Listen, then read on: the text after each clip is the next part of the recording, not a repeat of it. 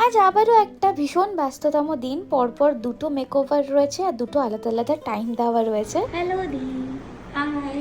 অনেক দিন পরে আবার শিয়ালি দিকে আমি সাজাবো। অনেক দিন মানে অনেক বছর, মাঝে 2 বছর গ্যাপ গেছে। হ্যাঁ, মাঝে 2 বছর গ্যাপ গেছে।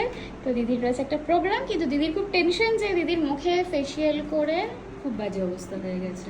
সেটাকেই দেখি কতটা কি করা যায়। চলো মেকআপটা এখন স্টার্ট করি।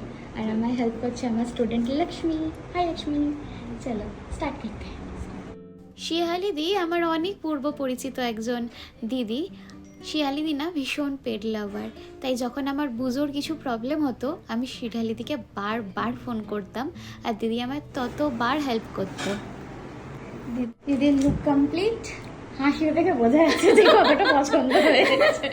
তারপরে রিভিউটা বলো, বলো এবারে কেমন লাগলো? সত্যি অসাধারণ, মানে আমি যে টেনশনটা ছিলাম, যা অবস্থা ছিল আমার স্কিনের, কাঁদতে কাঁদতে ঢুকছে সুস্মিতা আমার স্কিন।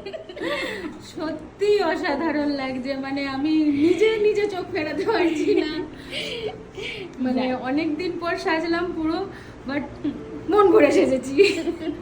হ্যাঁ চলো, তোমার আবার প্রোগ্রাম আছে, অল দ্য বেস্ট প্রোগ্রামের জন্য। এবার শর্ট করে আমরা কয়েকটা ফটো তুলে নিই, চলো। হ্যাঁ, দিদির যেহেতু একটা শো আছে, আমি সেরকমই অ্যাকর্ডিং মেকআপটা করেছিলাম। তোমাদের কেমন লাগলো অবশ্যই জানিও।